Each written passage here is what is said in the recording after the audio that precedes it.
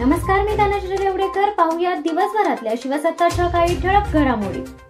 शाळेत गेलेल्या 2 अल्पवयीन मुलांचे अपहरण करण्यात आल्याची धक्कादायक घटना कर्जत तालुक्यात समोर आली आहे. या घटनेने तालुक्यात खळबळ उडाली आहे. अपहरण करण्यात आलेला एक विद्यार्थी बालसुधागृहात राहून शिक्षण घेत होता आणि दुसरा विद्यार्थी कर्जत तालुक्यातील शिरसे गावात राहणार आहे.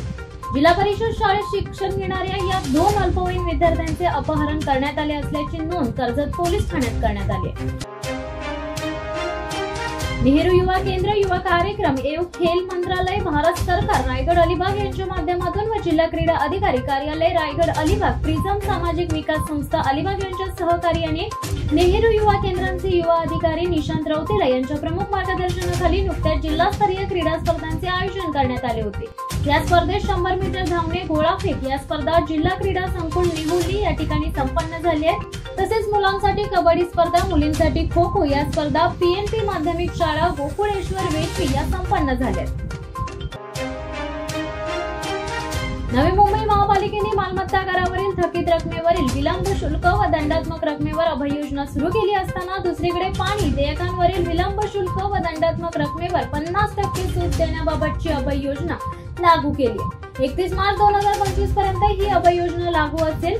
नागरिकांनी थकीत पाणी बिल भरण्याचे व अभय योजनेचा लाभ घेण्याचे आवाहन पालिकेने नवी मुंबईतील नागरिकांना केले. दिशा सालियन प्रकरणात आदित्य ठाकरेंचे नाव घेऊ नका अशी विनंती करण्यासाठी उद्धव ठाकरेंनी मला 2 फोन केल्याचा दावा भाजपचे माजी केंद्रीय मंत्री नारायण राणे यांनी केलाय. आता यावरून शिवसेना ठाकरे गटाचे खासदार संजय राऊत यांनी जोरदार पलटवार केलाय. उद्धव ठाकरेंनी असा कोणताही फोन केला नसल्याचे त्यांनी म्हटले.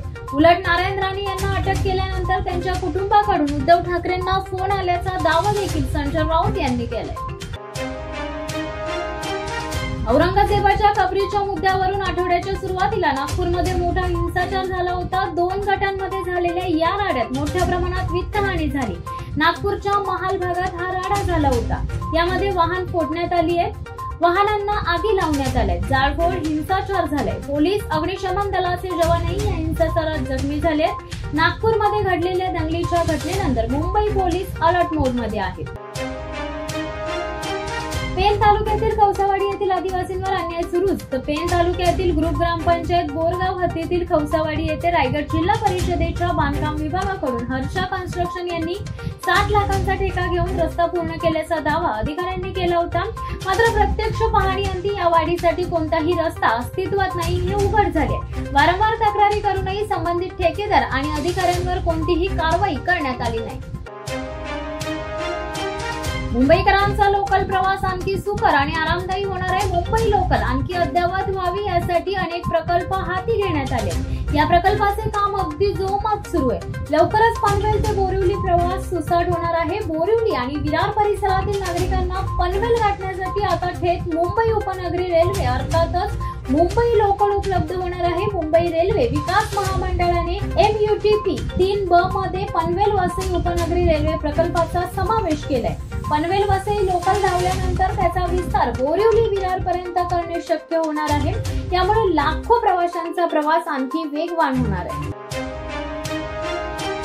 सिडकोच्या इतिहासातील सर्वात मोठ्या लॉटरीत सर्वात मोठा घोळ झाला आहे. नवी मुंबईमध्ये सिडकोकडून 26,000 घरांची लॉटरी काढण्यात आली. यासाठी 1.5 लाखाहून अधिक अर्ज दाखल झाले होते.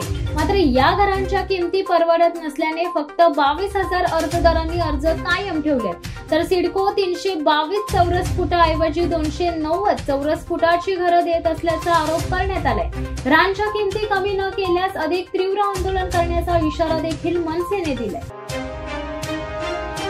तर या होत्या दिवसभरातल्या ठळक घडामोडी. अशा ताज्या घडामोडी पाहण्यासाठी शिवसत्ता टाइम्सला सबस्क्राईब करा. तुर्तास धन्यवाद. दे धडक बेधडक वृत्त देणाऱ्या आपल्या शिवसत्ता टाइम्स न्यूज चॅनलला लाल बटन दाबून सबस्क्राईब करा आणि बेल आयकॉनला क्लिक करायला विसरू नका.